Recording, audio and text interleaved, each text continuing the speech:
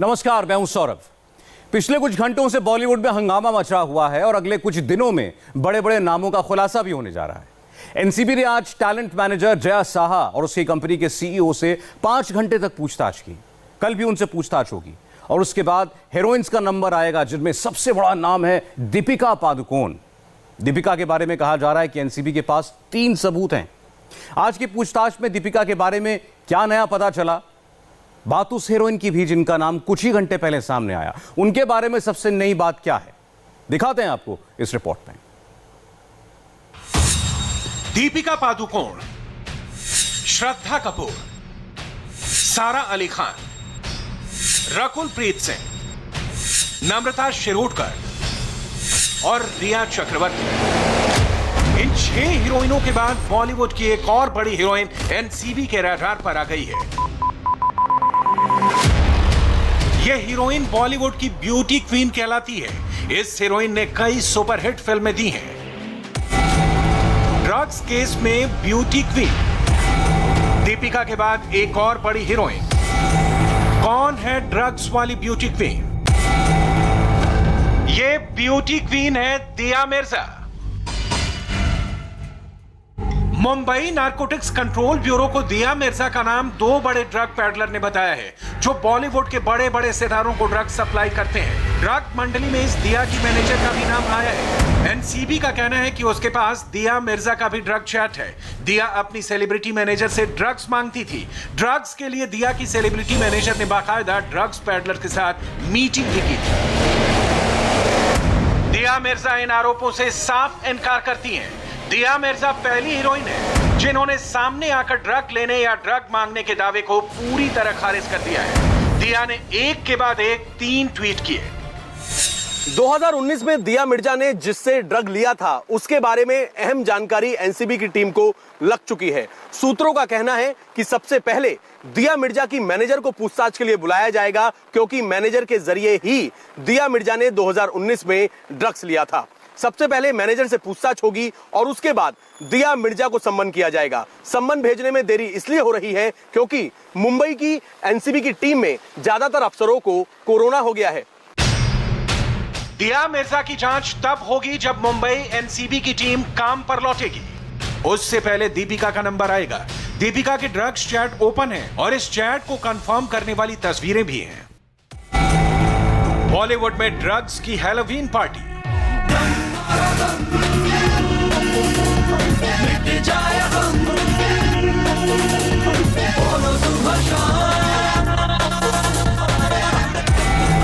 Drug लीला में विस्फोटक खुलासा।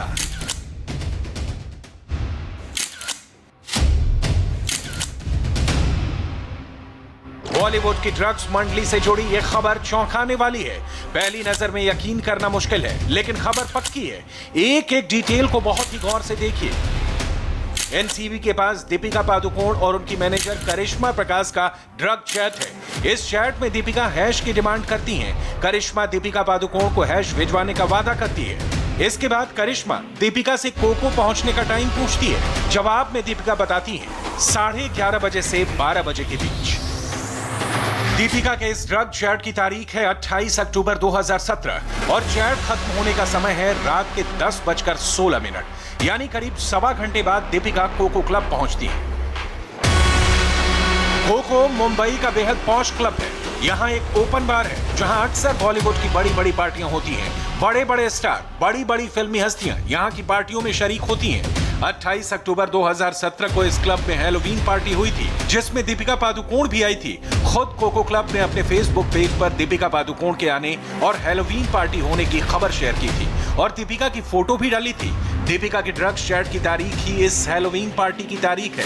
ड्रग्स चैट में दीपिका के कोको क्लब पहुंचने का जो समय है, वही समय हैलोवीन पार्टी का भी है। यानी तारीख सेम टू सेम, समय सेम टू सेम, जगह सेम टू सेम। इस खुलासे के बाद कई सवाल उठते हैं। 28 अक्टूबर की रात हैलोवीन पार्टी में क्या हुआ था? क्या दीपिका ने इसी पार्टी के लिए ड्रग्स मांगा था? क्या हैलोवीन पार्टी में हैश लिया गया था? क्या दीपिका ने अकेले हैश लिया या किसी और को भी दिया? इन सारे सवालों की जांच देश की टॉप इन्वेस्टिगेशन एजेंसी एनसीबी कर रही है। हैलोवीन पार्टी से निकलने की तस्वीरें सोनाक्षी सिन्हा की भी हैं। कोको क्लब से सिद्धार्थ मल्होत्रा और आदित्य रॉय कपूर भी निकलते हुए दिख रहे हैं। बहुत से लोग ड्रग्स केस में इनका भी नाम ले रहे हैं, लेकिन दीपिका पादुकोण को छोड़कर इनमें से किसी का ड्रग्स चैट नहीं है। एनसीबी साफ साफ कह रही है कि दीपिका के अलावा फिलहाल वो इनमें से किसी की जांच नहीं कर रही है। जांच का सारा फोकस फिलहाल दीपिका पादुकोण पर ही है। इंडिया टीवी रिपोर्टर पारस कोठारी ने कोको क्लब जाकर तहकीकात की। मुंबई का ये मशहूर रेस्टो बार हाई प्रोफाइल लोगों के लिए फेवरेट प्लेस है। मुंबई के सेलिब्रिटीज के लिए ये क्लब पार्टी हब है, लेकिन लॉकडाउन के कारण फिलहाल इस पर ताला लगा है। 28 अक्टूबर 2017 की रात को दीपिका पादुकोण मुंबई के लोअर परेल इलाके में इसी पब में आती हैं, जहां पर एक पार्टी होती है। इस पार्टी में दीपिका पादुकोण के साथ कुछ और बॉलीवुड एक्टर्स भी मौजूद होते हैं। खास बात यह है कि 28 अक्टूबर 2017 को ही दीपिका पादुकोण अपनी मैनेजर करिश्मा के साथ बात करती हैं, जिसमें वो ये पूछती हैं कि क्या उनके पास माल है, जिसका रिप्लाई करती हैं करिश्मा कि उनके पास वीड है। लेकिन दीपिका पूछती हैं कि वीड नहीं चाहिए, मुझे हैश चाहिए। और उसके बाद जो उनकी मैनेजर हैं करिश्मा, वो इस पर्टिकुलर ड्रग को अवेलेबल करवाने का वादा करती हैं। अब सबसे बड़ा सवाल यह है कि 28 अक्टूबर 2017 को हुई इस व्हाट्सएप चैट के बाद क्या दीपिका पादुकोण इस पब में, इस कोको बार में आकर ड्रग पार्टी कर रही थी? क्योंकि 28 अक्टूबर को ही उनकी मैनेजर करिश्मा ने दीपिका से वादा किया था कि वो उन्हें उनका मनपसंद ड्रग मुहैया करवाएंगी। बॉलीवुड के नशापुर में एक्टिव ड्रग्स मंडली की 7 हीरोइनों के नाम ओपन हो चुके हैं। डी मतलब दीपिका पादुकोण, सेकंड डी मतलब दिया मिर्जा, एस मतलब श्रद्धा कपूर, दूसरी एस का मतलब सारा अली खान, एन मतलब नम्रता शिरोडकर, आर से रिया चक्रवर्ती और दूसरी आर का मतलब रकुलप्रीत सिंह। एनसीबी के पास इन 7 हीरोइनों के ड्रग्स चैट हैं, जिनको प्रूव करने वाले एविडेंस जुटाए जा रहे हैं। मुंबई में अब तक कम से कम 16 ड्रग पैडलर्स की गिरफ्तारियां हो चुकी हैं, जिनके बयान हीरोइनों की हशीश मंडली के लिए बहुत बड़ी मुश्किल खड़ी कर सकते हैं। बॉलीवुड में ड्रग्स का पूरा नेटवर्क आपको समझाएंगे। बॉलीवुड में ड्रग्स कैसे घुस रहा है ये भी समझ में आएगा, मगर सबसे पहले उस ड्रग चैट को देख लीजिए जिसमें टॉप हीरोइन दीपिका पादुकोण का नाम आने से बॉलीवुड में खलबली मची है। तुम्हारे पास माल है? हाँ, घर पर है, लेकिन मैं अभी बांद्रा में हूँ। अगर तुम्हें चाहिए तो मैं अमित को बोल सकती हूँ। प्लीज। अमित के पास है। हैश है ना? वीड नहीं चाहिए। हाँ हाँ, हैश है। तुम कितने बजे कोको पहुँच रही हो? 11:30-12 बजे के करीब। शाल वहाँ कब तक है? मेरे ख्याल से वो 11:30 बजे तक वहाँ रहेगी, क्योंकि 12 बजे उसे कहीं और जाना है। दीपिका और करिश्मा के बीच ये ड्रग चैट एक व्हाट्सएप ग्रुप पर हो रही है। उस ग्रुप में जया साहा भी मेंबर हैं। Jaya Saha event management company Kwan की मैनेजर है। उसी से पूछताछ में दीपिका का नाम आया। जया साहा के मोबाइल से ही दीपिका और करिश्मा का ड्रग चैट सामने आया। फिर कोको क्लब से बाहर निकलती हुई दीपिका की ये तस्वीरें सामने आई। सुशांत सिंह राजपूत की मौत और बॉलीवुड के ड्रग कनेक्शन, सारे जो लिंक हैं वो एक ही जगह पर जाकर जुड़ते हैं। वो है कौन टैलेंट मैनेजमेंट कंपनी, जिसके ऑफिस के बाहर मैं मौजूद हूँ। इस बिल्डिंग के 2nd फ्लोर पर कौन टैलेंट मैनेजमेंट कंपनी का ऑफिस है। हमें बाकायदा अंदर जाने की इजाज़त नहीं मिल पा रही, क्योंकि जो कंपनी है उन्होंने मीडिया के आने पर पूरी तरह पाबंदी लगा दी है। और रीसेंट चैट की बात करें तो जया शाह ना ही सिर्फ रिया चक्रवर्ती से, बल्कि बाकी जितने भी एक्ट्रेसेस हैं, नम्रता शिरोडकर हो गई और बाकी जो कलाकार हैं, उनके साथ ड्रग को लेकर चैट व्हाट्सएप पर लगातार चैट कर रही हैं। करिश्मा, जो कि जया शाह की जूनियर है, जो कौन मैनेजमेंट में ही काम करती हैं, उन्होंने बाकायदा दीपिका पादुकोण के साथ भी ड्रग को लेकर कई सारे चैट किए हैं।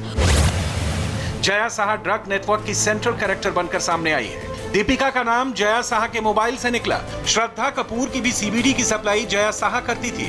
नम्रता शिरोडकर के लिए एमडी ड्रग जया ही अरेंज करती थी। रिया चक्रवर्ती को भी सीबीडी की सप्लाई जया ने की थी। रिया ने बयान दिया तो सारा अली खान और रकुलप्रीत सिंह का नाम आया।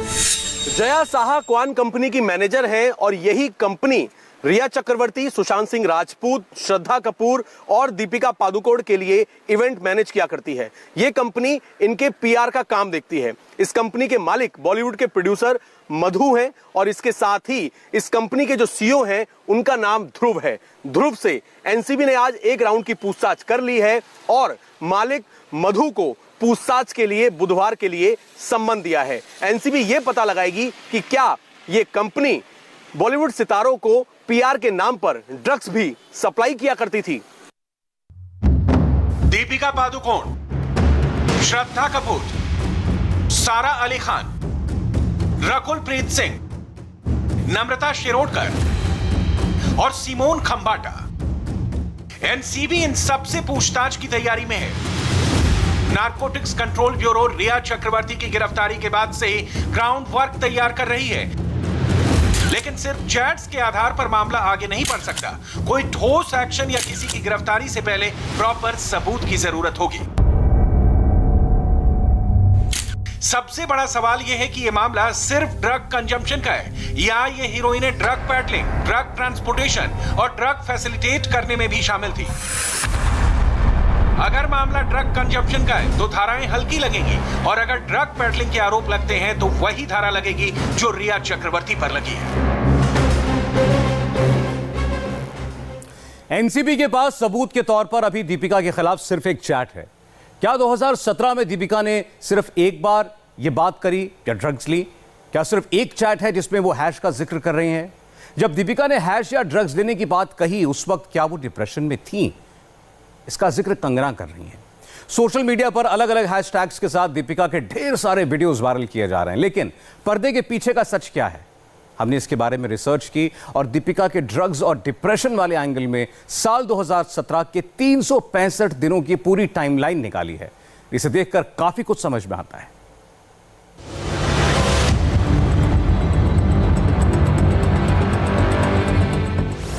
अट्ठाईस अक्टूबर 2017 ये तारीख दीपिका की जिंदगी में एक ड्रग्स चैट की वजह से हमेशा हमेशा के लिए चिपक कर रह जाएगी।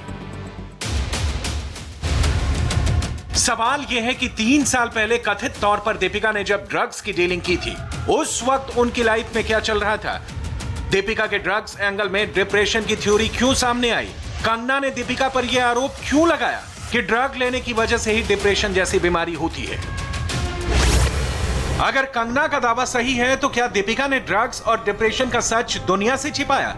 कथित तौर पर 2017 में दीपिका जब माल की बात कर रही थी, हैश की डिमांड कर रही थी, क्या उस वक्त वो डिप्रेशन से गुजर रही थी? और क्या डिप्रेशन से उबरने के लिए उन्होंने ड्रग्स का सेवन किया? दीपिका कब डिप्रेशन में गई? कितने दिनों तक डिप्रेशन में रही? दीपिका को डिप्रेशन से आजादी कब मिली?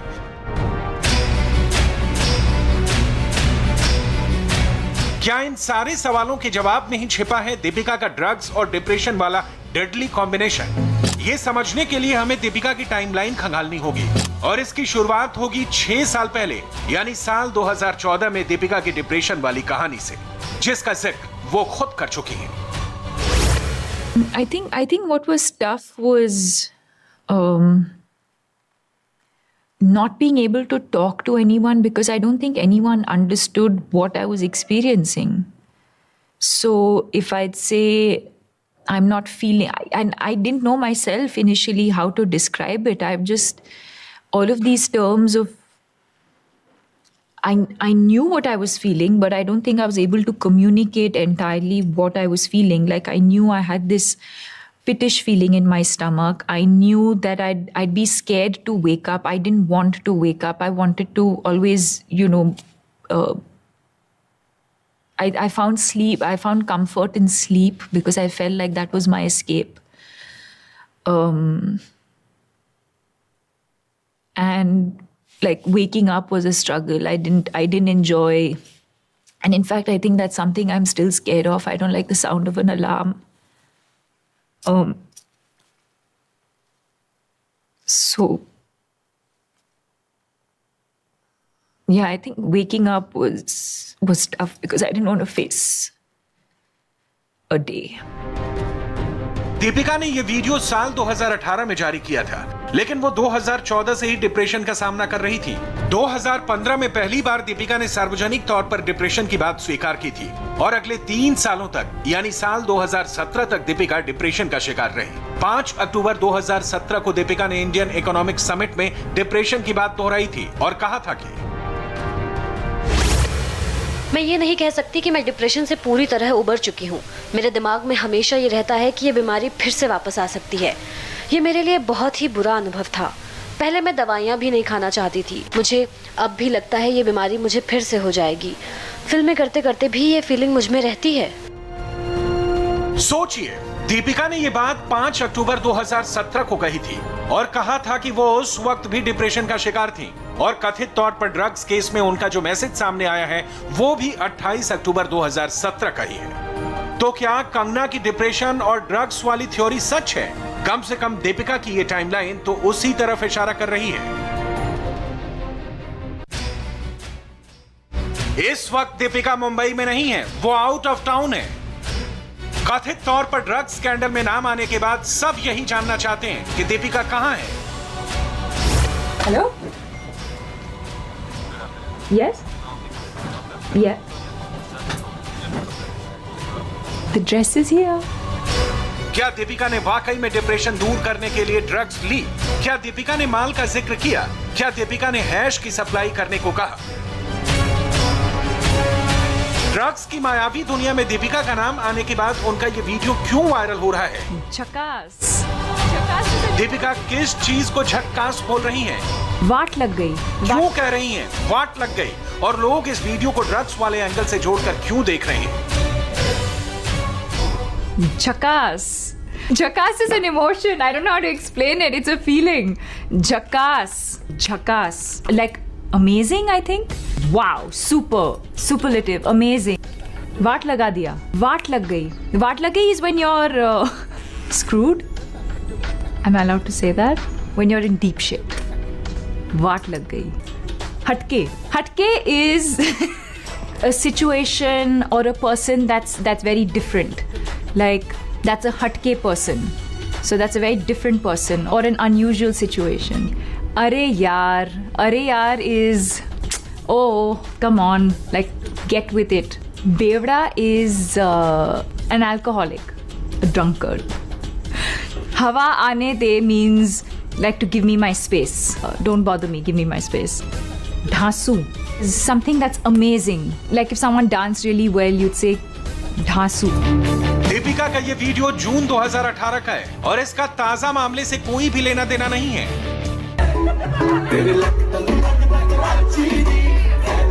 लेकिन एनसीबी के खुलासे के बाद दीपिका के अलग अलग वीडियोस को खंगाला जा रहा है। दीपिका की पुरानी टाइमलाइन देखी जा रही है, सारी पार्टियों की डिटेल्स इकट्ठा की जा रही है। दीपिका और कोको पार्टी के साथ ड्रग्स और डिप्रेशन वाली थ्योरी का कनेक्शन ढूंढा जा रहा है। एनसीबी की जांच में इन सारे पहलुओं की तहकीकात की जा रही है और सारे तार जोड़े जा रहे हैं।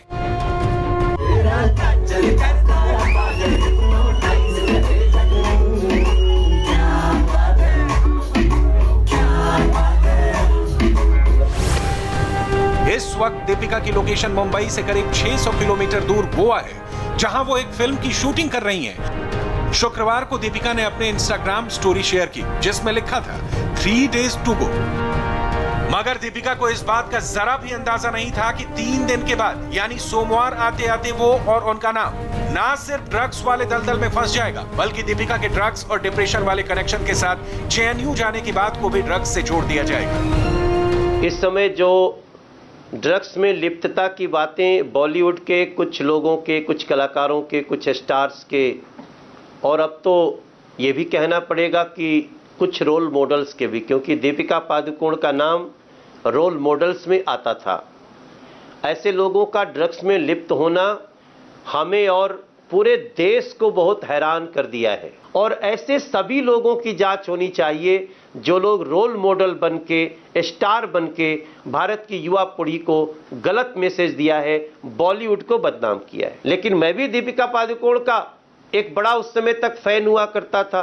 मैं सोचता था बड़ी आर्टिस्ट है, बड़ी शख्सियत है। आज जब ये ड्रग्स में लिप्त पाया हमने उनको, तब लग गया वो गलती नहीं थी, शायद यही दीपिका पादुकोण है। और ड्रग्स लेने में नाम आना, ड्रग पेडलर से संपर्क होना, ये पूरे रैकेट को देखिए तो ड्रग्स तो पाकिस्तान से आ रहे हैं और वो ड्रग्स क्या पाकिस्तानी विचारधारा भी लेकर के आए, जिससे दीपिका पादुकोण ने भारत तेरे टुकड़े होंगे गैंग के साथ खड़ा होने का निर्णय ले लिया और उसका आज तक उन्होंने खंडन नहीं किया। 2017 में दीपिका का ड्रग्स चैट सामने आने के बाद अलग अलग तरह की प्रतिक्रियाएं आ रही हैं और अब तो कई लोग करण जौहर के घर हुई पार्टी को लेकर भी सवाल पूछ रहे हैं। वही पार्टी जिसके वीडियो की जांच इस वक्त एनसीबी कर रही है और उसमें भी ड्रग्स वाला सॉलिड एंगल आया था। खास बात यह थी कि दीपिका पादुकोण भी उस वीडियो में दिखाई दी थी।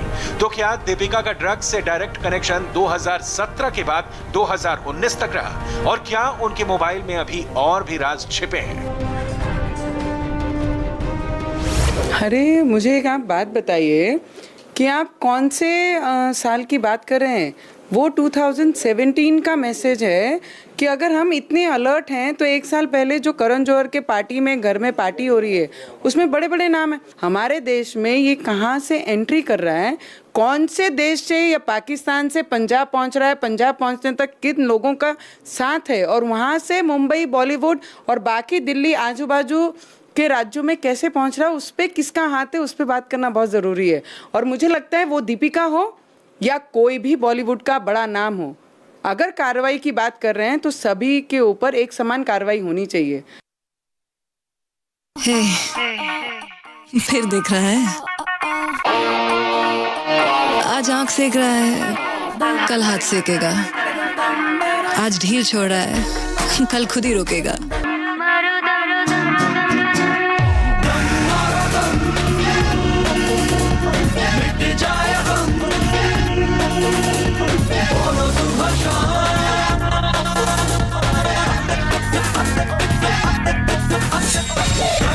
ड्रग एंगल दीपिका के गले की फांस बनता जा रहा है। चैट सामने आने के बाद दीपिका को काफी ट्रोल किया जा रहा है। लोग उनके इंस्टाग्राम फोटोज पर कमेंट करके उन्हें ड्रगी बुला रहे हैं, अपना गुस्सा जाहिर कर रहे हैं। इस बीच दीपिका के इंस्टाग्राम पर शेयर की गई एक पुरानी फोटो फिर वायरल हो रही है जिसमें उन्होंने अपने पति यानी रणवीर सिंह को सुपर ड्रग कहा था। ये फोटो दीपिका ने 19 नवंबर 2019 को अपने इंस्टाग्राम पर शेयर की थी।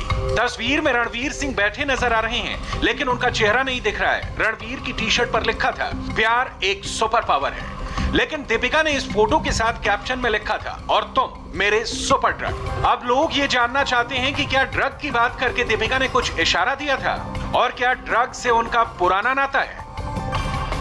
जैसे इस चैट में शब्दों का जिक्र हुआ, दीपिका का जिक्र हुआ, करिश्मा जो उनकी मैनेजर उनसे मांग रही थी, उसके बाद तुरंत एनसीबी के कान खड़े हो गए और साफ हो गया कि दीपिका पादुकोण ड्रग्स की मांग अपने मैनेजर से कर रही है और बाकायदा इसके लिए अमित नाम के शख्स का इस्तेमाल भी हो रहा है और कब रात को मिलना है, कहां डिलीवर करना है, कोको नाम की जगह पे डिलीवर करना है। दीपिका पादुकोण पर इसी वजह से शक की सुई गई क्योंकि उस चैट में ड्रग्स की बातें हो रही थी, हैश का जिक्र हो रहा था, कहां पर लेना है इसका भी जिक्र हो रहा था और एनसीबी ने पहले पूरी जानकारी निकाली कि कब की है ये चैट, किससे बात हो रही है, उसके बाद ही दीपिका का नाम सामने आया। दीपिका का कथित ड्रग चैट साल 2017 का है। वो उस वक्त भी डिप्रेशन से उभरी नहीं थी, लेकिन देश दुनिया सहित जहां जहां से उनकी तस्वीरें सामने आई वो उन तस्वीरों में बिल्कुल ठीक दिख रही थी। 2017 के मेट गाला के रेड कारपेट पर दीपिका ने अपना डेब्यू किया और व्हाइट कलर के गाउन में कुछ ऐसी नजर आई कि सबकी निगाहें उन्हीं पर टिकी रहीं। दीपिका के हेयर डिजाइन से लेकर उनकी ज्वेलरी और उनके कपड़े खूब ट्रेंड हुए। 2017 की शुरुआत में दीपिका अपनी पहली हॉलीवुड फिल्म ट्रिपल एक्स में नजर आई। हॉलीवुड में उनके काम की तारीफ हुई। कमाई के मामले में भी 2017 में दीपिका पादुकोण ने रणवीर और प्रियंका चोपड़ा को पीछे छोड़ दिया। ये सब कुछ उस वक्त हुआ जब वो डिप्रेशन से पूरी तरह ठीक नहीं हुई थी, लेकिन कामयाब थी। और इसलिए अब लोग ये पूछ रहे हैं कि क्या कंगना सही कह रही हैं? क्या दीपिका ने जानबूझकर ड्रग्स और डिप्रेशन का सच दुनिया से छिपाया? दीपिका खुद कहती हैं कि 2018 के बाद से उनका डिप्रेशन वाला बुरा दौर खत्म हो गया और एनसीबी के पास इस वक्त दीपिका का 2017 के बाद का कोई ड्रग चैट मौजूद नहीं है। तो क्या अब दीपिका के ड्रग कनेक्शन का सच पता करने के लिए अब उनके मोबाइल को खंगाला जाएगा? ये सब कुछ जांच के दायरे में है और सबको दीपिका के जवाब का इंतजार है।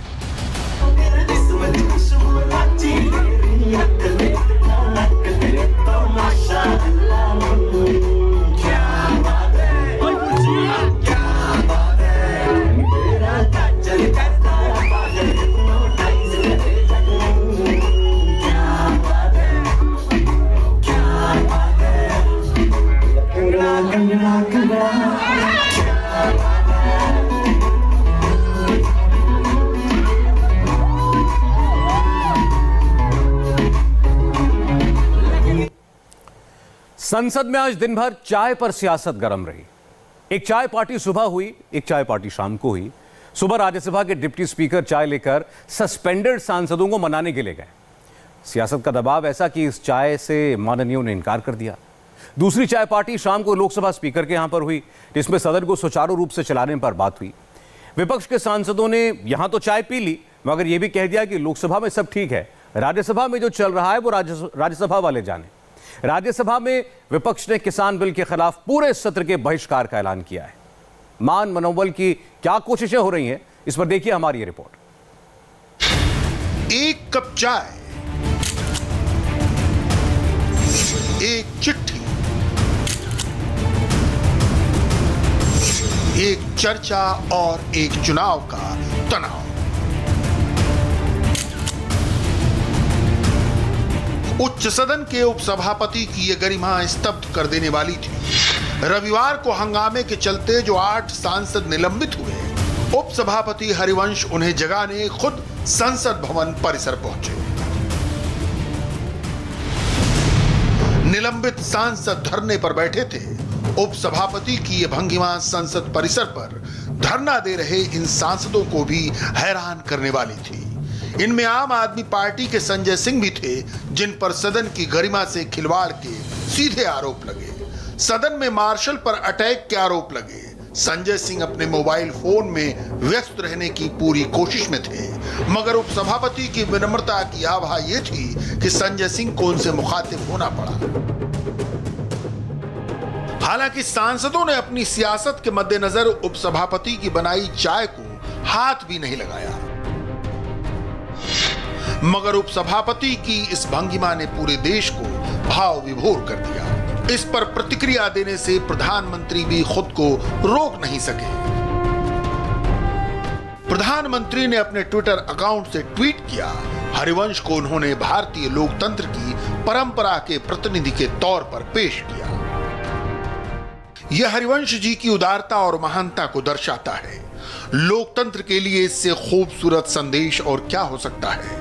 मैं उन्हें इसके लिए बहुत बहुत बधाई देता हूं। हर किसी ने देखा कि 2 दिन पहले लोकतंत्र के मंदिर में उनको किस प्रकार अपमानित किया गया, उन पर हमला किया गया और फिर वही लोग उनके खिलाफ धरने पर भी बैठ गए। लेकिन आपको आनंद होगा कि आज हरिवंश जी ने उन्हीं लोगों को सवेरे सवेरे अपने घर से चाय ले जाकर पिलाई।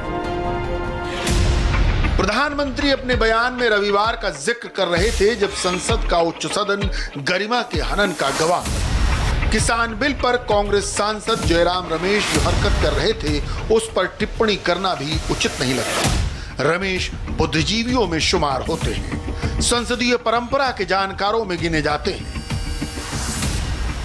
तृणमूल कांग्रेस ने तो जैसे सरकार के हर कदम के विरोध की ठान रखी है। डेरेक ओब्रायन जैसा वाकपटु सांसद आसन्नी पर पहुंचकर धींगा मुश्ती कर रहा था। मार्शल उन्हें बार बार पकड़ रहे थे और वो बार बार छूट रहे थे। उपसभापति को हाथ लहराकर रूल बुक दिखा रहे थे। सबसे अजब रवैया तो आम आदमी पार्टी के संजय सिंह का ही था। क्या आपको लगता है कि सांसद को किसी मार्शल की गर्दन पकड़ लेनी चाहिए, राज्यसभा सचिवालय स्टाफ की टेबल पर चढ़ जाना चाहिए? मगर यह भी हुआ।